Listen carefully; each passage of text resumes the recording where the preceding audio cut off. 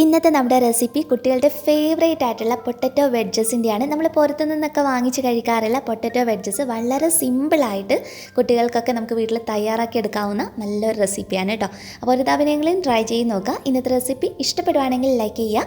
Channel ആരെങ്കിലും പുതിയതായിട്ട് കാണുന്നുണ്ടെങ്കിൽ ഒന്ന് സബ്സ്ക്രൈബ് ചെയ്തിട്ട് ആ ബെല്ലൈക്കണിൽ കൂടി ക്ലിക്ക് ചെയ്യുക കേട്ടോ. അപ്പോൾ എങ്ങനെയാണ് തയ്യാറാക്കി എടുക്കുന്നതെന്നുള്ളത് നോക്കാം. ഞാനിവിടെ ജസ്റ്റ് ഒരു ഉരുളക്കിഴങ്ങ് വെച്ചിട്ടാണ് ഈ റെസിപ്പി കാണിക്കുന്നത്. ഇതിൻ്റെ തൊലിയൊക്കെ കളഞ്ഞ് നല്ലതുപോലെ കഴുകിയെടുത്തതിന് ശേഷം നമ്മളൊന്ന് മുറിച്ചെടുക്കണം. കണ്ടില്ല, ഈ ഒരു ഷേപ്പിൽ വേണം നമ്മൾ മുറിച്ചെടുക്കാൻ വേണ്ടിയിട്ട്. അപ്പോൾ ഏകദേശം ഈ ഒരു തിക്നെസ്സിൽ, ഈ ഒരു വണ്ണത്തിൽ തന്നെ നിങ്ങൾക്ക് മുറിച്ചെടുക്കാവുന്നതാണ്. അതിനുശേഷം നല്ലതുപോലെ ഒന്നുകൂടി കഴുകിയെടുത്തിട്ട് വെള്ളത്തിൽ ഒരു അരമണിക്കൂർ നമുക്കിതുപോലെ ഇട്ട് വെക്കണം. ആ ഒരു സമയം കണ്ട് ഇതിലുള്ള ബാറ്റർ തയ്യാറാക്കിയെടുക്കാം.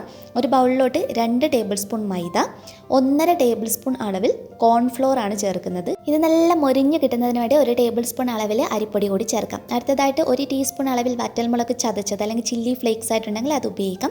ഒറിഗാനോ കയ്യിലുണ്ടെങ്കിൽ മാത്രം ഒരിത്തിരി ചേർക്കാവുന്നതാണ്.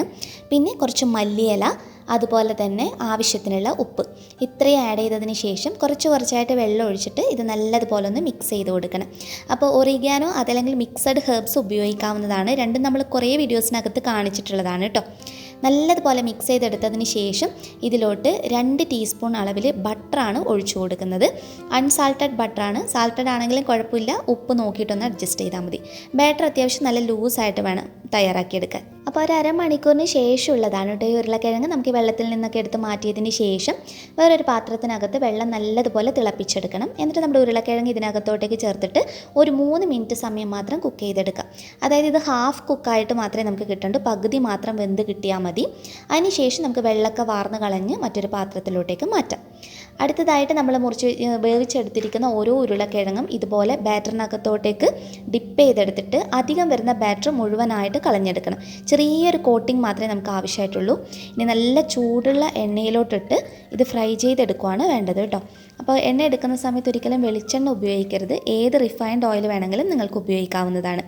എന്നിട്ട് തിരിച്ചും മറിച്ചും ഇട്ടിട്ട് നല്ല കളറ് മാറി നമുക്ക് പാനിൽ നിന്ന് ഇങ്ങനെ എടുത്ത് നോക്കുന്ന സമയത്ത് തന്നെ മനസ്സിലാകും നന്നായിട്ട് മൊരിഞ്ഞ് നല്ല ക്രിസ്പി ആയിട്ട് വന്നിട്ടുണ്ടാകും.